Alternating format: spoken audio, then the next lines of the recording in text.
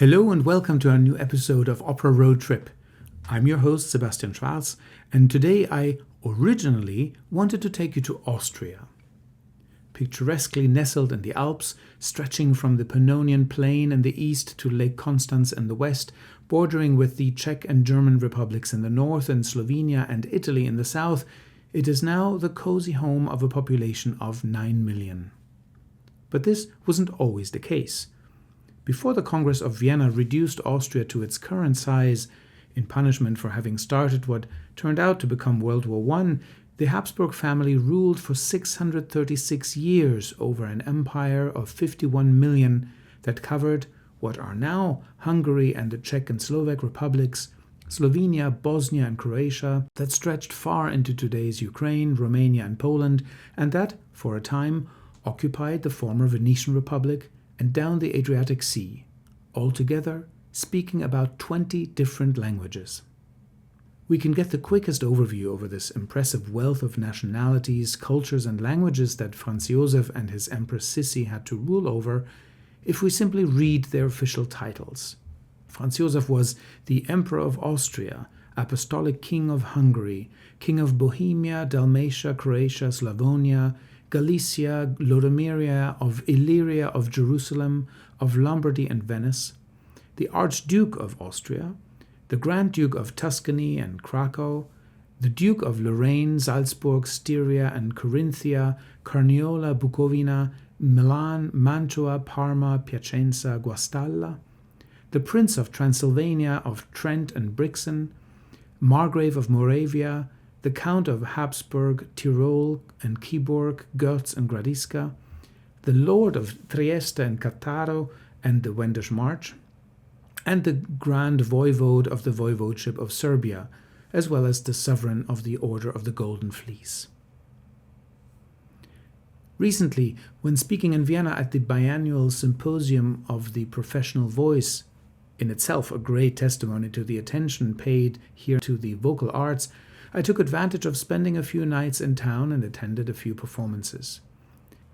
If the titles of the Emperor give us an insight into the texture of 19th century Austria, may this small zoom into these few days offer a similar impression of 21st century operatic life in Vienna.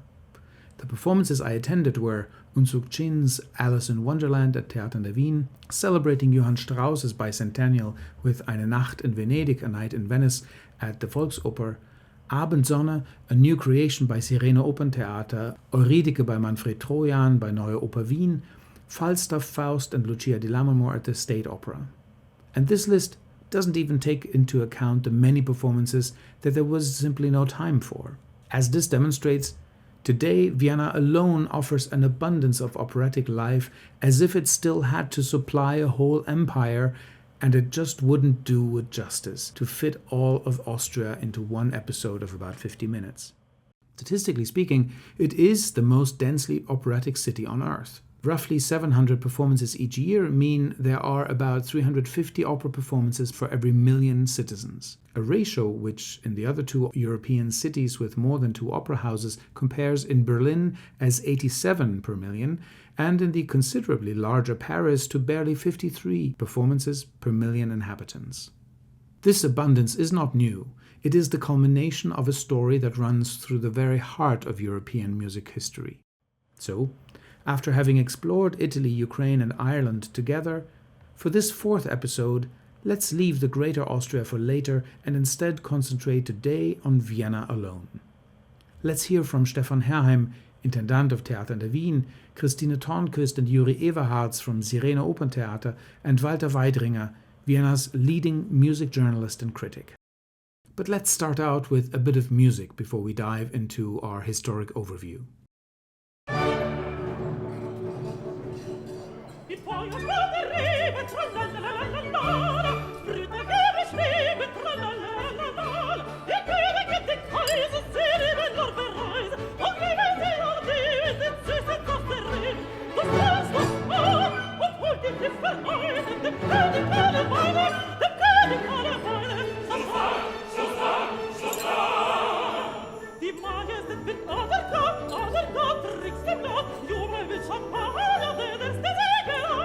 Die Majestät wird anerkannt.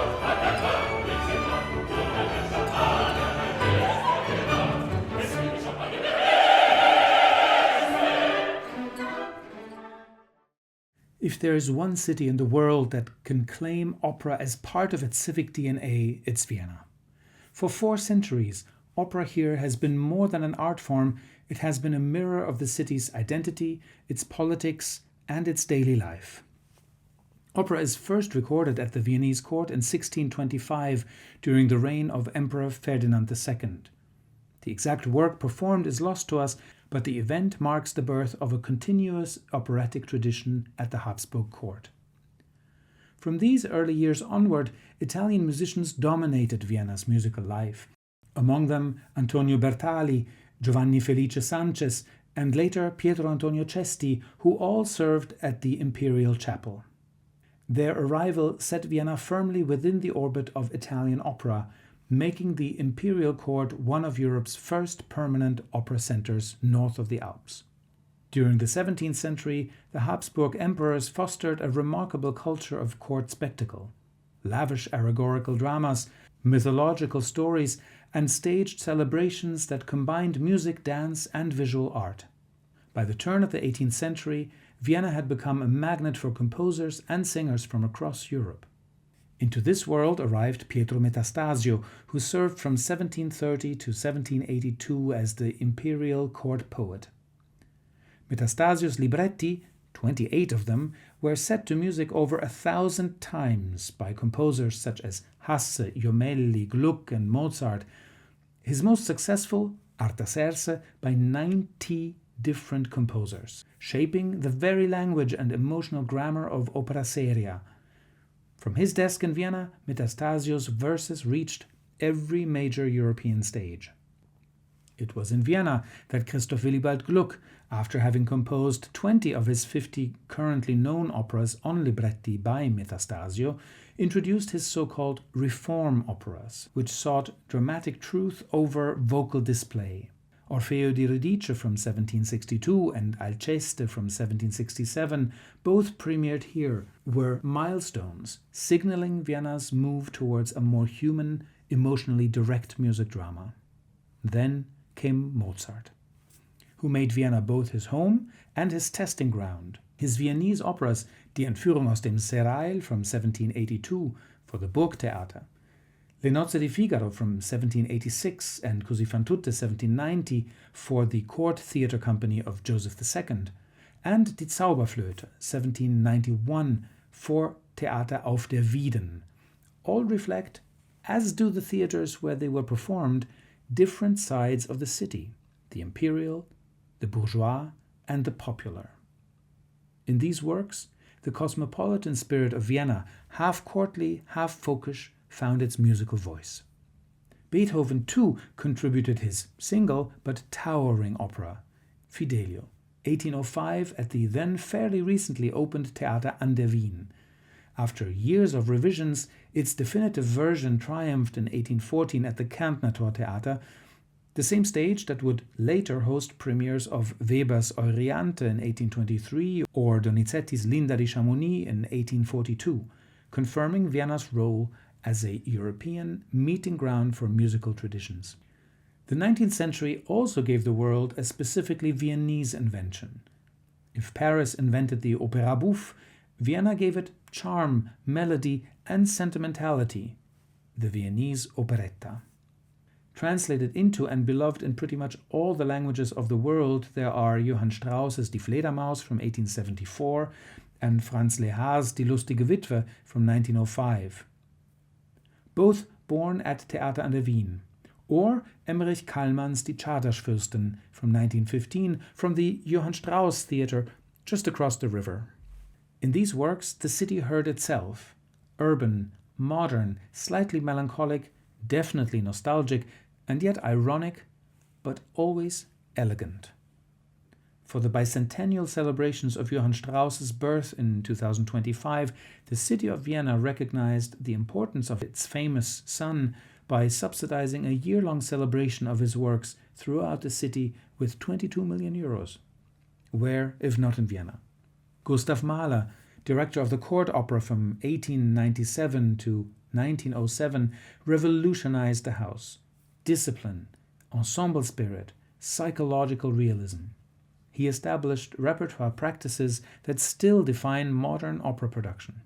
And as Mahler conducted Wagner and Mozart, a young generation sat in the audience, listening, learning.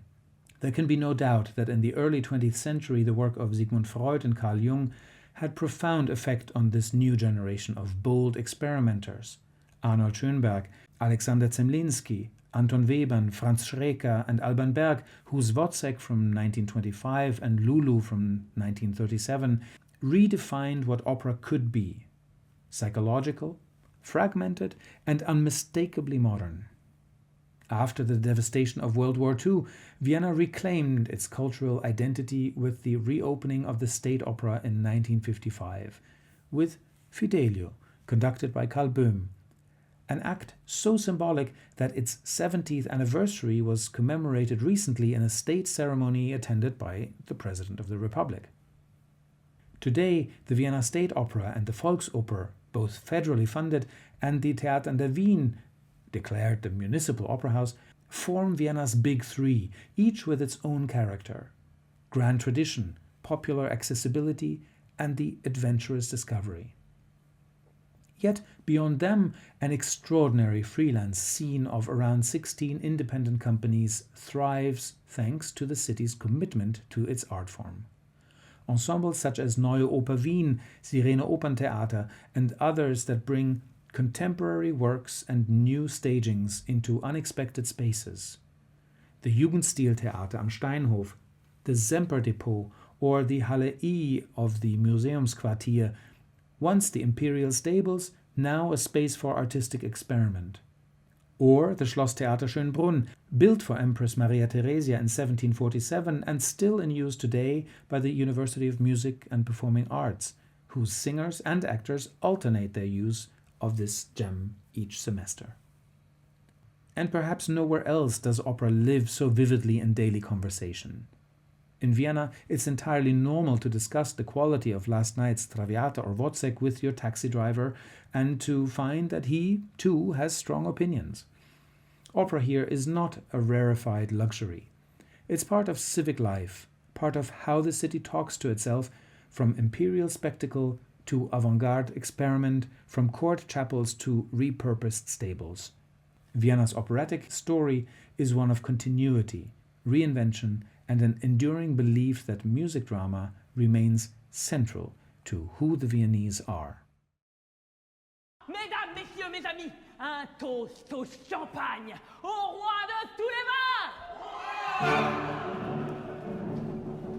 Versez-nous le champagne, tra-la-la-la-la, par le cocagne, tra-la-la-la-la, faites pleure la guerre, au languet je préfère, cette pensée légère qui pétille dans mon verre. Que les personnes nous gagnent, que tous nous accompagnent, prenons au champagne. Très bon, très bon, très bon. Sa Majesté champagne et roi, bonjour-nous, c'est sa voix, vive le champagne roi. Sa Majesté champagne et roi, bonjour-nous, c'est sa voix, sa Majesté champagne et roi, bonjour-nous, c'est sa voix, que vive le champagne.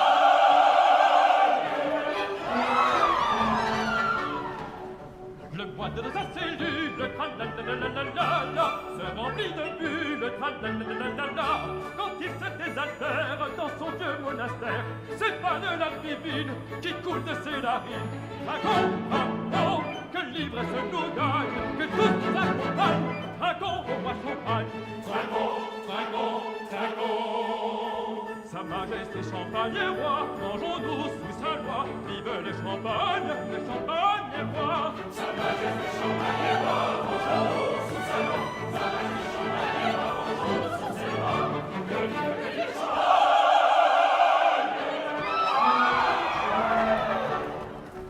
C'est l'international, tra-la-la-la-la-la, de l'image idéale, tra-la-la-la-la-la, qu'on ne révolte gronde les monarques du monde, distribuer le champagne pour calmer les campagnes. Dragon, que l'ivresse nous gagne, que tous nous accompagnent, dragon au champagne,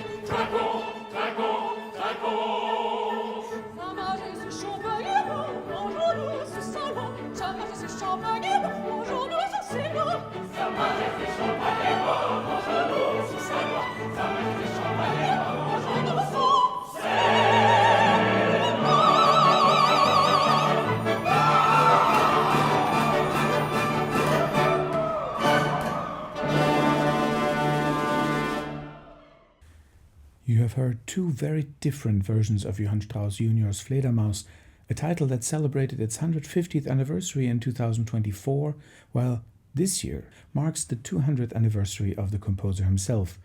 Reason enough also for me to offer you excerpts from this exceptional operetta throughout this episode. We have heard the Vienna State Opera version in the original German before the overview, and now this incredibly infectious version in French from the Opéra de Lille, which leaves no doubt where the origins of the genre of opéra bouffe lie. Later on, we will also hear some excerpts from the overture. We have already seen that the vitality of the city's operatic life comes, next to the three big institutions, also from a rich fabric of about 16 smaller, fiercely creative companies that shape a multicolored and adventurous music theater landscape.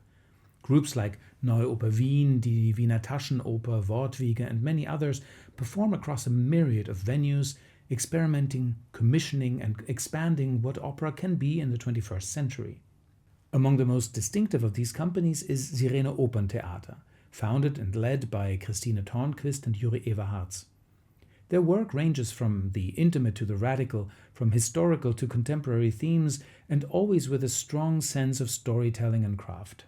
Their latest creation, Abendsonne, Evening Sun, about the life in a retirement home, recently had its world premiere at the Jugendstiltheater, an eerie location in the semi-abandoned Otto Wagner area on the western edge of Vienna's 14th district, a location with its own layered past and very unique atmosphere, laid out by the protagonist of the Jugendstil or Art Nouveau movement, Otto Wagner. I've met with Kristine and Yuri in the theater just before the performance to talk about this newest project of theirs, about opera in Vienna today, and about the role Sirene Operntheater plays within this Viennese operatic ecosystem. But let's start with Abendsonne, an opera about a retirement home. Why this story? Why now? Wir gehen eigentlich immer von Themen aus. We always begin our creative process with a theme. Aging and retirement homes don't sound sexy, but I wanted a piece where generations mix, the elderly, the young, the middle-aged. How do they see each other? How do they interact? And Tomasz Skweres, our composer, wanted to write a comedy. We looked for a story that would suit him and us. He actually chose this text himself.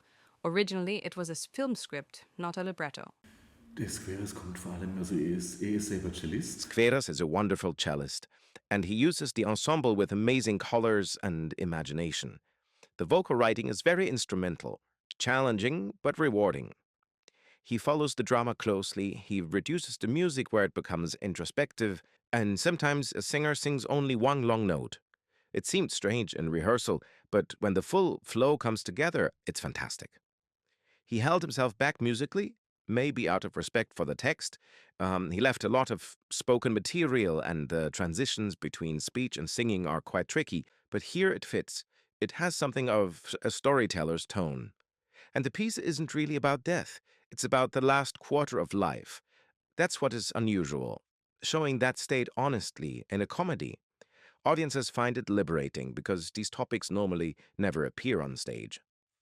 Yes, the reactions have been extremely positive. People are almost relieved that someone finally addresses the subject. Nobody wants old age and death to remain a taboo.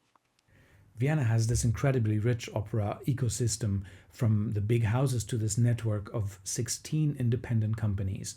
Where do you see Sirene Operntheater within this landscape? Vienna has excellent cultural funding, also from music theater. I honestly don't know any other city where this is supported at such a level. That's why the independent scene is so rich. You get everything from immersive projects to virtual reality pieces. We personally work in a traditional way, first the libretto, then the score, then the staging. And because we commission only world premieres, that gives us quite a unique position. Vienna really is unique.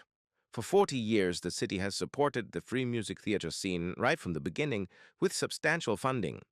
So the scene here is richer than in Berlin, which makes it very interesting. Independent work is supported in a way that new forms can be developed, projects which the big houses simply wouldn't be able to try in their normal routine. And of course, what counts as an experiment varies widely. Most colleagues experiment with form. We experiment with themes. We take a subject, work on it for a long time, think about what it can be, then we write a text, involve an author, and the composer writes a complete score, and then we stage it. With that very classical process, we are almost alone in Vienna. And from the beginning, we decided consciously to work locally. We commissioned people in Austria, or musicians and artists who live here, because this kind of close artistic interaction, that spark that comes from people really working together physically, you can't replace that. You've created almost 90 new operas. Is there a Sirene style, something that connects these works? I think there is a Sirene style. In the creation phase, we don't look at the theatrical realization yet, not at how to deconstruct what layers to create, and more to the logic of the film. So, consistent characters who experience something whose paths the audience can follow throughout the piece. That's actually how opera used to be written in the 18th and 19th centuries, not the allegories or symbolism that many new operas use today, but people rooted in reality. Of course, we don't always do the same thing. We've created concert versions with planetarium projections or silent theater with music, but our core business is the telling of stories, almost naturalistically. And we bring different art forms together. We don't make music theater under the primacy of music. Music is central, it organizes time and density, but we begin with the text, and we want to keep it that way. As Kristine says, our dramaturgy follows the action. And composers are very grateful for that. It's fun to compose action, not Mickey Mousing, but variety. A chase, a love aria, a break-in, an argument. That leaves room for many colors. How do you choose your themes? It's also personal, of course. Sometimes you get a spark from nowhere. That's the grace of God. But often it's what is in the air. I'm now at the age my father was when he died, so the questions of aging and dying are present for me. How does society deal with death? That led me towards Abendsonne. We've also made political operas about power and money, universal topics everyone understands. During COVID, when we couldn't leave our home, Kristine discovered the plants on the balcony. Exactly, and then we made an opera about plants, maybe the first one in the world. What does it take to run an independent opera company for more than 20 years? The challenges change. At the beginning, we put in our own money, working with friends for free. The normal way to begin. Back then, there were many free, large spaces in Vienna. That has changed. Now, the biggest challenge for us and our colleagues is to find affordable performance spaces. Opera needs so much room for orchestra, stage, and audience, and affordable large venues almost don't exist anymore. We sometimes search half a year just for the space. But the artistic environment, the network of creatives going through similar experiences, is a big motivation. We're not alone. We lead the organization, but it's really about collaboration with many artists. Who comes to your performances? We have a very loyal audience that follows us. Even though the works are very different each time and each project brings new people, plant lovers for the plant opera, different groups for political topics. We work with schools. We think nurturing young audiences is crucial for opera's future. The audience changes. We have people who've been with us for 25 years, but young people come if the topic is theirs. A while back, we created an opera about pornography. Suddenly, the room was full of young people. Many said it was their very first contemporary opera, and they didn't even realize the music was difficult because they were so absorbed by the subject. Exactly. Good stage action is the best mediator for new music. If the scene is strong, people can follow it, even if they're not used to listening to contemporary music. And what comes next? Can we already talk about it? A Wagner opera.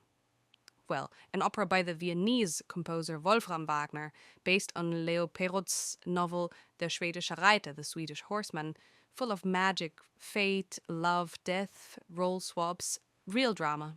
And if there were no limits, I'd love to bring one of Kristine's novels to the stage. But for now, this next opera is enough.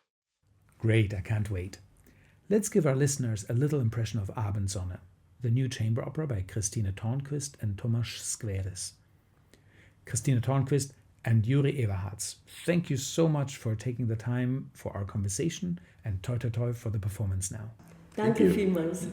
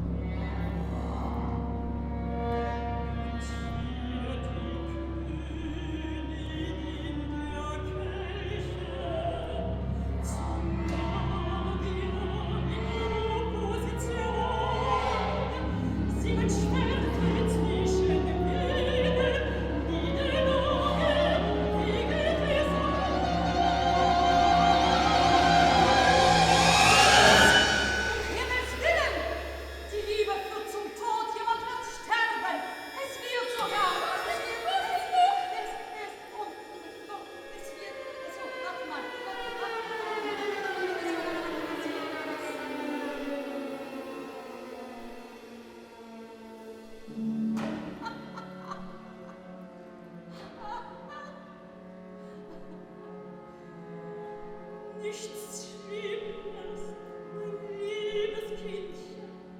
Auch die Karten können sich irren. Sicher ist, die Liebe kommt bald.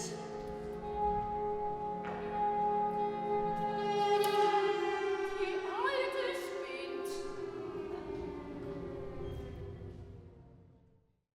Our next guest is the Norwegian stage director Stefan Herheim, whom I admire for many of his extraordinary productions. His Onegin in Amsterdam stands out even after many years, but also the Péléas and Mélisande we produced together at Glyndebourne. But apart from continuing to stage opera, since 2022 he's also Intendant of the historic Theater an der Wien, and as such, a direct heir of its founding director Emanuel Schikaneder, the librettist and first Papageno of Mozart's Magic Flute. We met with Stefan in his office overlooking Vienna's Naschmarkt and had a long conversation about everything from growing up in Oslo and coming into contact with opera to becoming a director and his advice to young directors. Things that we will hear about in a future episode of Opera Road Trip, more closely dedicated to those topics. But there were a few things that he said about his understanding of the role of an intendant and about emerging artists that I would like to share with you in this episode, as they show us how the current intendant of one of Vienna's big three is thinking about the art form. At the recent International Opera Awards, Stefan and his team won the award for Best Opera Company. So first of all, congratulations for this wonderful recognition of your work in Vienna. Coming from staging operas internationally to settling down with one company and deciding its future course, that is quite a change of perspective. How are you experiencing this new role? Firstly, I think it's obvious I was not asked to become a manager of an opera house because I've proved how brilliant I'm running institutions. From the logistic point of view, I don't have this experience at all. But of course, as a director who really also demands a lot from this institution and also has, because I have the background, I know a lot about all the things having to come together, creating opera. You think a good director automatically can also run an opera house, and that's probably a big misunderstanding. I'm not bringing in what is taken. But at the same time, parallel, I also, of course, after directing as a freelance for 25 years internationally, I didn't only get a bit tired, so to say, of this need to start up from scratch for every production, coming to a new house, a new country, a new language, and how to communicate certain things to make clear to the people engaging me why they're actually engaging me. You know, so this is very much about communication internally within the system and having also maybe the gift to actually aspire some kind of vision that actually has a consequence for everyone involved in a production. And this is, of course, what opera is all about. It's about joining forces and having people being able to actually know what they need, what they want, how they work, and make constellations come together that can actually provide something special, and also experiment eventually and try out things you haven't seen before. Then you need brave conductors letting themselves into new conceptions. And if you're suddenly confronting singers or conductors or other people strongly needed to take the whole production somewhere, who are not really giving all these things a thought even, but they are only there to do their job, then it gets hard. So I got more and more frustrated, actually, also, of course, based on the fact that opera sometimes is very strongly considered as event, getting this event character, and with my career growing, my name becoming a hot name, you're just kind of bought in, and with your name in the program, it's done, so to say, which is of course not true at all. So I felt a bit alienized, a bit estranged in many of these processes, and I got tired of coming to places and having to create the basics. So I thought, okay, how can we change this on the long run? Well, simply by taking responsibility. And the way I'm producing also is demanding, as I said. And in a house like here in Vienna, which is a pure Stagione system, where we run kind of a festival all through the year, not having a permanent ensemble or chorus or orchestra, but putting people together for each and every project. I saw the unique opportunity not to only get better along and create the continuity I've been missing as an artist myself, but also invest something in an institution which really has the possibility and also the urge to do it differently. So I couldn't say no when I was asked to come to Vienna. As Intendant, one of the roles you are often expected to play is that of an ambassador, an advocate for the art form, in front of audiences, in front of taxpayers that contribute to the art form without yet participating in it, as well as in front of politicians and private donors or supporters. Often we have to justify what we're doing. So how do you make a case for opera today? What is your answer to why opera? Because it's absolutely utopic in the sense of needing so many different people coming together and, as I said, joining forces with one big idea and also with a connection to a universal language which goes far beyond what is demanded of us in reality. So I would say the whole humanistic tradition and idea is somehow manifest in the core of, and the whole idea of operatic art. That's also why it's a dangerous business. It's a very fragile business, and nothing is as stupid and boring and silly as opera when it doesn't work. But when it takes off, it's unbeatable. Then it's simply the thing. Also because it demands of each and everyone present to become an artist, him or herself, participating and making actually art happen. Because it's about listening, it's about seeing, and it's about also listening with your eyes and seeing something with your ears and understanding that we as human beings, we are cursed and blessed at the same time with this godlike senses to really aspire and understand also community far beyond ourselves. And I think that's the higher goal of it, and that makes also the tradition of opera so interesting, because it's a time machine. It takes us to other places, other countries, other cultural places, other languages, other minds. And we can immediately emotionally connect to this, although we are actually not given any of these informations we would really need to understand why the piece was written in its time for whatever society. But the music makes it possible that we can transfer and we can actually bring the past into our present days and create an idea of future. So it's a eternal aspect into this as well, and it makes me so happy to have the feeling that I'm not caught within my own time, but I can actually travel through history and understand humanity somehow on its own terms, making actually 500 years of operatic history a very, very short period of time, and making me also free to see that I'm just a bitty tiny little piece of a much bigger idea of the creation. And when it comes to it, we are all creating reality. You know, the definition of words, of blue, of smell, of food, of political tasks and ideas. It's all in creation. Yeah, it's an agreement we make, and in art, that actually suddenly becomes it's a transcendental force that can really lift us up to where we belong as godlike creatures. This podcast series is talking to everyone, from those who are curious to make their first operatic experiences to the business professionals. But we're also followed by many emerging artists whom we would like to encourage on their paths and help them to navigate this complex environment. How do you see your role in this? Definitely there are many concepts and way to approach this issue politically, so to say. You are suddenly this power in the position you are, and young people will come to you and look up to you and hope and look at you and be very afraid of what you might be thinking. the fact is that it's just like with age. You become older, but you don't feel older. And as an artist yourself, you are an emerging artist all the time. For me, it's like, it's nothing that makes me more afraid than the idea of not being able actually to live up to the expectations in the next show I'm doing, right? So it's not that you suddenly land somewhere and say, oh, now I'm complete.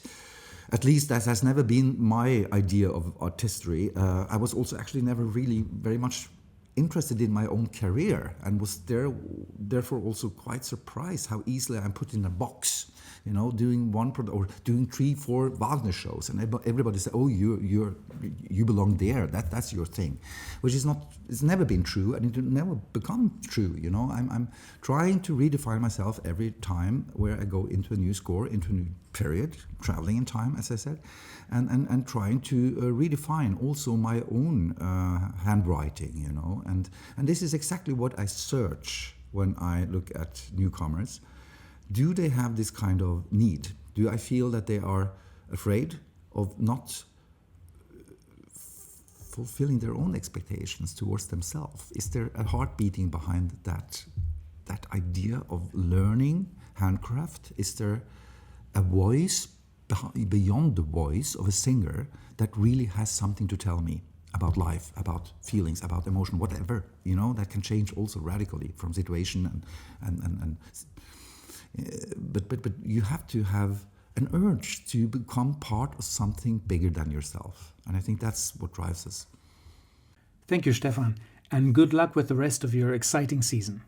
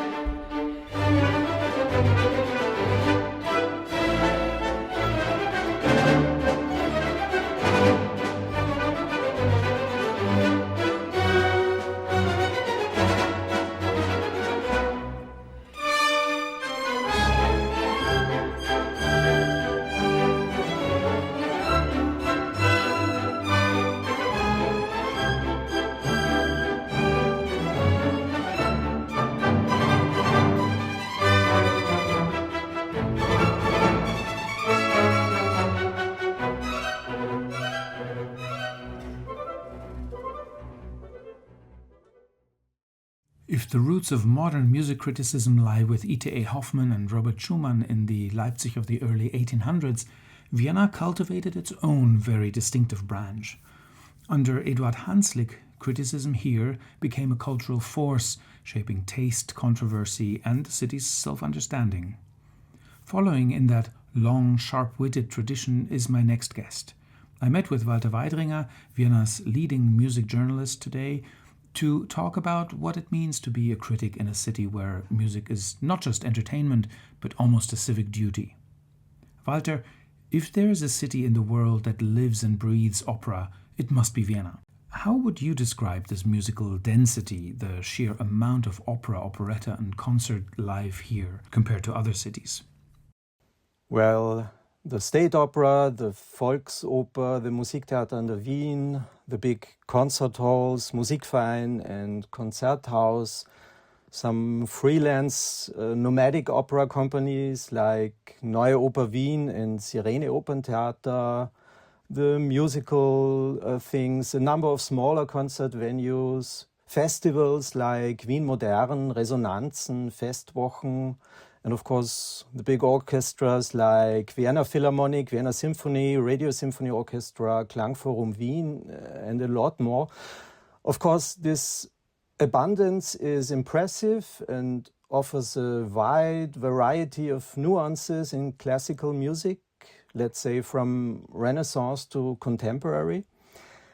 But at the same time, it can be a little bit overwhelming as well, because one has to choose, not only as an individual deciding what you'd like to do tonight or at the weekend, which opera or concert performance you'd like to attend, but also for a person like me as an editor, there's only so much space in the feuilleton part of Die Presse, the newspaper I'm working for. There are only so many colleagues I can ask to write a review. So there's a lot going on in theaters, in film and TV, in art as well. These fields also need their places in the limelight. So sometimes there's the need for tough decisions. Audiences tend to be, let's say, basically well educated and critical. Expectations are high, depending on the respective field. Maybe a little more conservative in opera and more open to new experiences and different points of view in connection with festivals like Wien Modern and Festwochen. The downside of this Viennese abundance is there's a tendency to be content with everything that's happening right before our Viennese noses, you know. There are some world-famous artists who are basically non-existent in Vienna. But one thing is still great, the loyalty of the people here. Once you've won them over, I think they will stay on your side. So when you sit in the Staatsoper, Theater in der Wien or Volksoper, does Vienna still surprise you, or is there a certain routine to excellence? I always say that any form of art is not only art, but is at the same time a product of nature to a certain extent, and as a product of nature, it's subject to fluctuations in quality. So as long as human beings are involved, something unintended can happen, good or bad. And if you rely solely on technology, technology can fail. So you never know, but that's why it can't get boring. You've been writing about music in the city for decades. Vienna has always had its critics, from Eduard Hanslick in the 19th century onwards. Hanslick has recently had his 200th birthday, and you created a radio broadcast in his honor for the Austrian Broadcasting Corporation. What was the role of a critic back then, and what is it today? The key element is still the same. It's all about information. What differs is the intention and the aesthetic position in general. First of all, 19th century musical journalism was usually about premieres, about new works, new operas. Eduard Hanslick's position was very much defined by his idea of absolute music, music only following musical rules. He wasn't opposed to poetic titles, but to a kind of program music where every note was defined by some non-musical aspect. As a critic, Hanslick tried to act, I guess, like an advocate of the audience, of a liberal, well-educated, bourgeois audience, and he knew his readers very well, I think. One can try to do this nowadays as well, but Hanslick's genuine point of view would be regarded as extremely narrow-minded by now. And the most important difference, I would say, music criticism is much more about the style and quality of the interpretation, not so much about new works, because most of the time the piece is very well known, not a world premiere.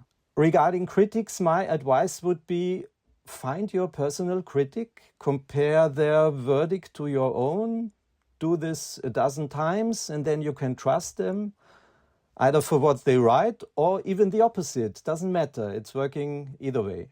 I would say the only musical genius in the field of music critic was Hanslick's successor, Richard Wagner, because he was also a composer and wrote the most charming operetta, Der Opernball. Do you think that legacy still shapes how Vienna listens to music?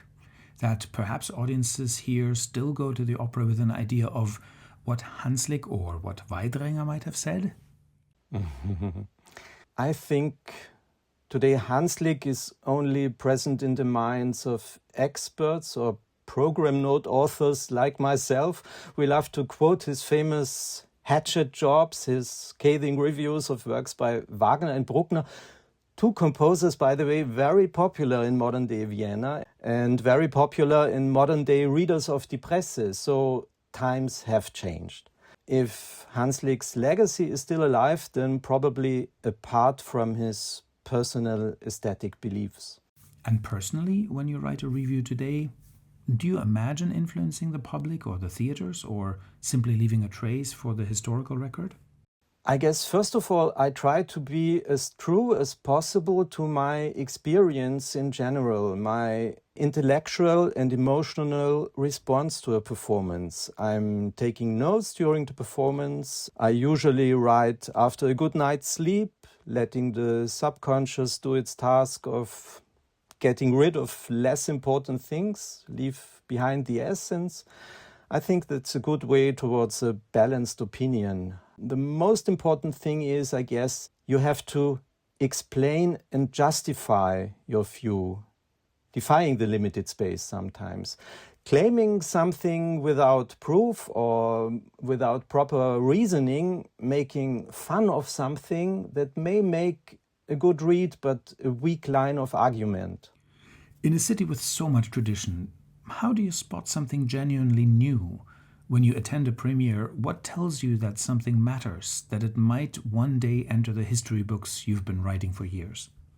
The most rewarding performances and the most exciting ones are the ones where you experience a total combination of emotional and intellectual response. And I would say don't worry too much about history books and groundbreaking works and something genuinely new and so on.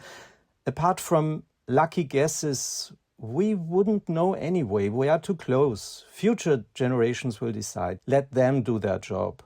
Just judge for the moment and be in the moment. Vienna continues to live at a tempo few other cities can match. More performances than nights in the year, more opinions than seats in the Staatsoper. And for critics like Walter Weidringer, the challenge and the privilege is to witness it all. Thank you, Walter, for joining us today. Well, thank you very much for this conversation.